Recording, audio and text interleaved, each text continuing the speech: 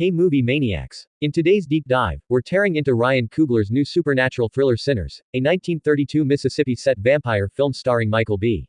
Jordan as dual roles. Buckle up for a through juke joints, clan terror, and blood-sucking bad guys. Throughout this movie, we'll reference real history and Easter eggs, yes, Blade and more, and unpack what's hidden beneath the blood splatter. Sinners kicks off in 1932 Clarksdale, Mississippi, right in the middle of the Jim Crow South. Clarksdale is no random pick, it's literally the birthplace of the blues. Legend has it blues legend Robert Johnson even sold his soul to the devil at Clarksdale's crossroads for guitar talent. Historically, Clarksdale was a hard-scrabble Delta town. By 1930, about 80% of its population were black sharecroppers and laborers. Life for black Delta folks was brutal: cotton fields, sharecropping debt, and the ever-present threat of the Ku Klux Klan. Side note: in real Clarksdale history, a 1926 lynching was even overseen by the sheriff and a local lawyer, who turned out to be a KKK Grand Dragon, a grim fact Coogler weaves into Sinners. The movie immediately nods at this world. Twin ex-gangsters smoke and stack more by an old sawmill from Hogwood, the local white landowner. They plan to turn it into a juke joint, the kind of honest refuge from that oppression. As a Texas writer put it, the oppressive forces, the KKK and vampires, work to snatch away their freedom and stake claim to something they did not create, the blues. Juke joints, not just movie set dressings, these community music halls were vital black cultural spaces. As Zora Neale Hurston said, musically speaking, the juke is the most important place in America. 1930s economy. Sharecropping was common. Black sharecroppers often got paid in plantation tokens usable only at the landlord's store. That's why paying with plantation tokens in the juke joint becomes a comedic crisis in the film. Hoodoo mojo, that little mojo bag Annie carries is not just fluff. In Hoodoo African American folk magic, a mojo bag is a protective amulet, essentially a flannel pouch of magical herbs or charms. Annie, the Hoodoo savvy wife, uses it to ward off evil, a neat real-world detail thrown in for texture. So when Smoke retorts, "We're prepared to defend our property from the Klan," we immediately know he isn't joking, and tragically, he's right. Sinners is about a black-owned blues club versus a homegrown evil. Arrival in Clarksdale. Smoke and Stack, ex-Chicago outfit mobsters, roll into town, both played by Jordan, with gangster cash in hand. Picture 2 Michael B. Jordan's pulling up like, "We're back, y'all." They drop a stack of cash to buy the old mill from Hogwood the landowner. Hogwood Dave Maldonado casually assures them, "Don't worry about the Klan." Cue our scoffing, right, because nothing screams safety in 1932 Mississippi like talking down the KKK. Hogwood himself is the grand wizard here, a little twist the film saves for later. They visit Uncle Jedediah, Saul Williams, the preacher, to recruit 10-year-old cousin Sammy, Miles Catton, as their blues guitarist. Jedediah's like, "Blues. Son, the blues is demonic." He literally warns Sammy away, foreshadowing the whole, "sell your soul" angle. Sammy, being 10 and headstrong, immediately darts off to help. Smart kid. Side note: in real life, many black churches frowned on the blues because of its secular, even body nature. The movie plays with that tension. Recruiting the band, they get Cornbread Omar Benson Miller, a cotton farm hand, as the burly bouncer. Cornbread is the muscle, but he's not foolhardy. Refusing entry later gets him, well, undead. They recruit Delta Slim, Delroy Lindo, the old local piano legend, at the train station. Name check. Delta Slim, love that nod to the real Delta blues tradition. They circle back to Chinese grocers Grace and Bo Chow Li Jun Li and Yao to supply food and make the neon sign. Yes, Chinese grocers were a thing in 1930s Mississippi. Chinese immigrants often ran stores in black neighborhoods. They even lived behind the store. Not a rip-off from Kung Fu, but an actual historical fact. The Chows genuinely consider this juke joint business a cool venture, until it all goes bonkers. Stack runs into Mary, Haley Steinfeld, his white passing ex. She complains about being left behind. Mary's dry humor is a breath of fresh air, until we find out she's harboring dark secrets. Smoke visits Annie, Wunmi Mosaku, his estranged wife. Awkward. They lost a baby, and Annie still practices hoodoo, handing Smoke that mojo bag, for protection. He half believes in it, she is very serious. The protective bag and prayers, that's real hoodoo, and in a movie, it's foreshadowing. They share a touching moment, almost like a classic old rock and roll flick. Then off they go to the big night. Club Juke is officially open, and it's a party straight out of the Blues Brothers. Smokey on trumpet or maybe guitar, Slim on piano, Sammy on guitar. Hot damn, the music's firing on all cylinders. Young Sammy's guitar literally seems to stir the spirits. That's not metaphor, folks. Plantation tokens. Some patrons try to pay with the company script from the cotton plantation. In a moment that's both humorous and sobering, Smoke gripes that this bankrupts their business plan. Those tokens mean the plantation boss, not Club Juke, profits. It's a real historical detail, Sharecroppers often only had tokens to spend at the company store. The joke is on them, and reminds us why the clan's influence over business will be a deadly problem. Mary shows up at the club. Stack is not thrilled. He angrily orders her out. She flips him a sassy, "I'm here with family and friends." Their bickering ends after a few passive-aggressive jabs, but the tension is obvious. Hey, high school reunion vibes, Vampire Edition. Sammy and Pearline. Sammy's smitten with Pearline, Jamie Lawson, a lovely young married singer in the audience. He pulls her on stage for a slow dance. They share a shy grin. He even plays a quiet ballad for her on guitar. The air is electric, in two senses. Pissed. Shish, spoiler, she's about to get turned into a vampire. Oops. Suddenly, Remick Jack O'Connell arrives at the door with Bert and Joan Peter Drymanis and Lola Kirk, the strange they claim to want to play at the club. Remick's got that pale Irish count look and a silver spade cane. Silver is a key motif, more later. Smoke says no entry. Remick isn't upset, he says he just came to hear the music. Red flag. Remick's crew have gold coins and weird charm around them. Remember the token issue. Mary overheard Smoke and Stack arguing about needing outside money to run a business. They're both worried the plantation tokens will kill their profit.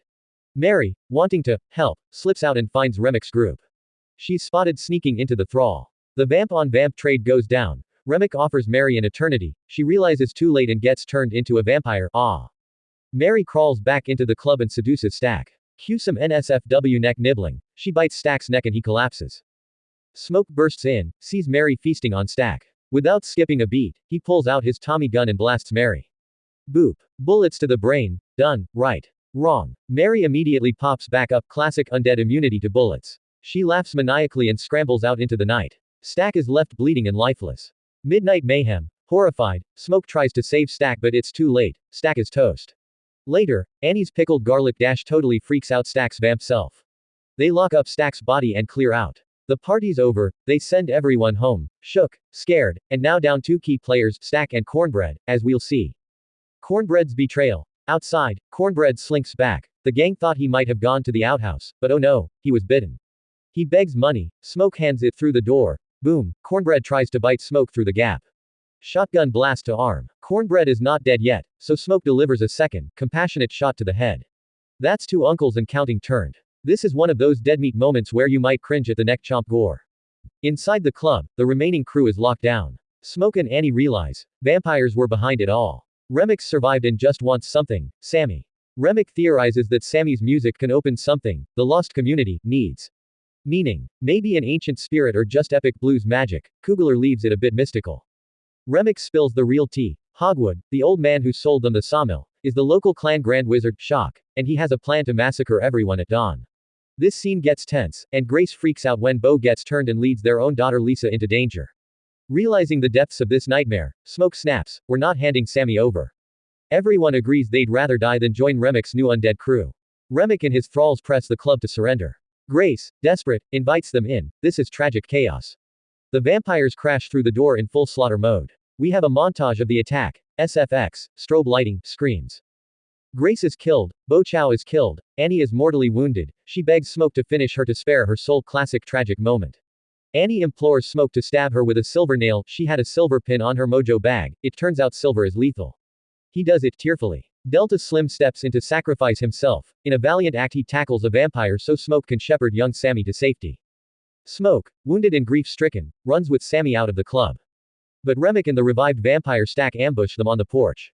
Smoke leaps in front as Stack lunges, but stab. Smoke impales Stack with a piece of silver from his guitar. Stack disintegrates in ghostly flame. Remick tries to catch Sammy, but quick-thinking Sammy breaks the silver-tipped guitar over Remick's head, and that silver shard finally does him in, stake right into the skull.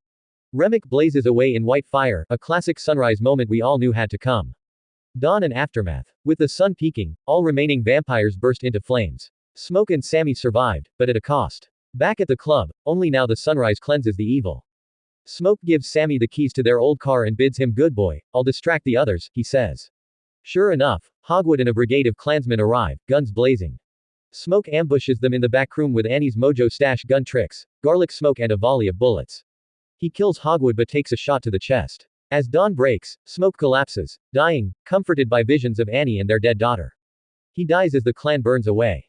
Sammy, covered in blood, limps home to church. His father Jedediah has been praying he comes back a preacher, but Sammy now wants to be a bluesman, and by the mid-1990s he is a famous one, played by Buddy Guy in the epilogue. Epilogue 1992 Chicago. Fast forward to 1992. Elderly blues legend Sammy Moore Buddy Guy is playing a set. Afterward, Stack, now a vampire for decades, and Mary, also undead, quietly visit his table. Stack tells him Smoke spared him so long as Sammy lived in peace. They offer Sammy immortality. You can guess the offer. Sammy declines. He's not about to change pitch, saying life's been full enough. In a final nod, Stack and Mary ask Sammy to play one last old tune. Sammy whips out that same juke joint guitar, silver still in it, and plays the theme one more time. It's tender, haunting. Sammy says, "That night before all the slaughter, man, it was the best day of my life." Stack murmurs in agreement. It was the last time he saw his brother and the sun, and felt free.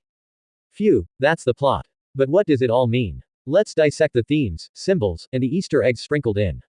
Sinners is ripe with symbolism. Here are the big ones, some accompanied by real-world context. The blues and soul selling. Blues music literally calls the spirits in this movie. Remember Sammy's performance. Historically, the blues was seen as a double-edged sword, secular pleasures versus spiritual consequences. The film plays on the Robert Johnson legend, making a Faustian bargain for musical genius. But Kugler flips it. Sammy's blues is pure, it saves the day in a way. He uses it to fend off Remick with silver, and in the end it's his claim to success. The blues belongs to black culture, not to predators, vampires, or Klansmen. The vampires in Sinners embody appropriation and white supremacy. Remick and Hogwood literally try to steal the blues and the people for themselves, only to get burned by its true power. Hoodoo and mojo protection. Annie's mojo bag is more than a prop. In African American hoodoo, a mojo bag is a real talisman, a flannel bag containing magical items, for protection or luck. The movie shows Annie performing prayers over it, which indeed shields Smoke. Think silver beaded necklace. Silver is shown to repel the undead. Interestingly, many zombie vampire tales use silver. Here it ties into hoodoo practice. Mojo bags are often red flannel for protection. In short, Kugler weaves genuine hoodoo culture into the story. KKK and racism. Hogwood is the Grand Wizard. Those Klan scenes in the credits. Not just window dressing. There were real KKK chapters in Mississippi in the 1930s, and Clarksdale had a bloody history. The movie even references a real episode, a 1926 lynching in Clarksdale where the sheriff and lawyer, yes, a Klan Grand Dragon, handed a black man to a mob. So when Smoke says, "The Klan's not gonna get us," the audience knows exactly how wrong that optimism is. The final shootout, Klan leaders bursting in as the sun rises, is like the climactic cartoon where the bad guys literally get burned by light. It's poetic justice. Juke joint is sanctuary. The Juke joint, Club Juke, represents black community, joy, and resistance. The attack on it, Vampires plus Klan, symbolizes an assault on black culture itself. Notice how the club is lovingly decorated with blues paraphernalia, a heartfelt atmosphere. It's sacred space, of a kind. Real juke joints were vital places for black Americans to leave the plantations, at least for a night, to dance, laugh, and share music. The film celebrates that before utterly terrorizing it. The movie celebrates the complexities of black life through juke joints, black culture at its creative peak, while fixating on how oppressive forces snatch it away. Every time we see the club, it pulses with life, and then the vampires come to suck that life out literally. Ryan Coogler stuffed the film with nods.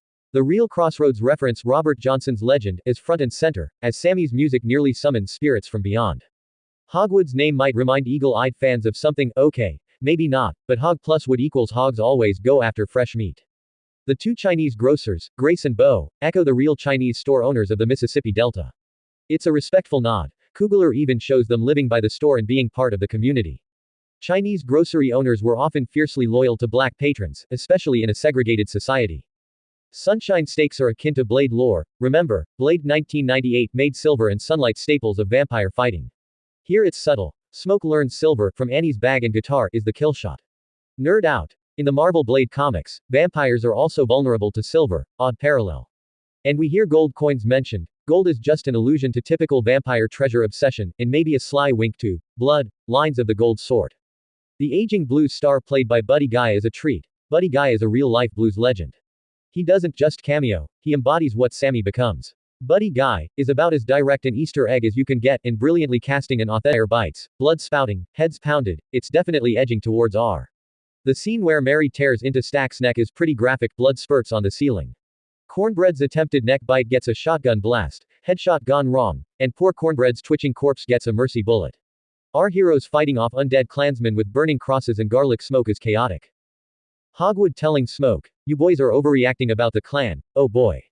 The brothers bickering about plantation tokens, who carries cash these days? It's the Great Depression, dude, use a token. Mary sassing Stack, I'm your ex-tragically colored girlfriend. Might be cutting, but she's hilarious.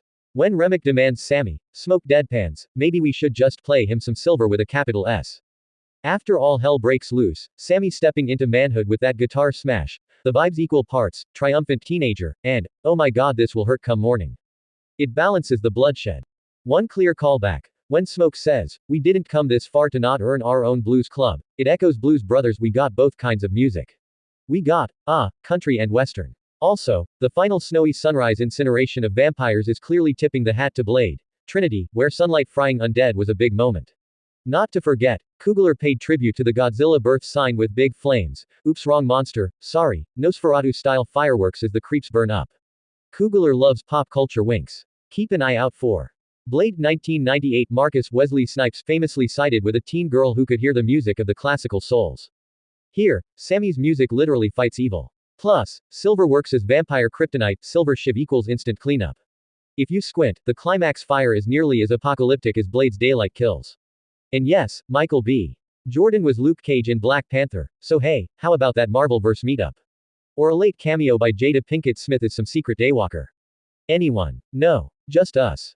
Underworld, Dracula vs. Van Helsing. The whole vibe of a ragtag crew barricading in a bar against vampires screams Underworld, only replace werewolves with KKK.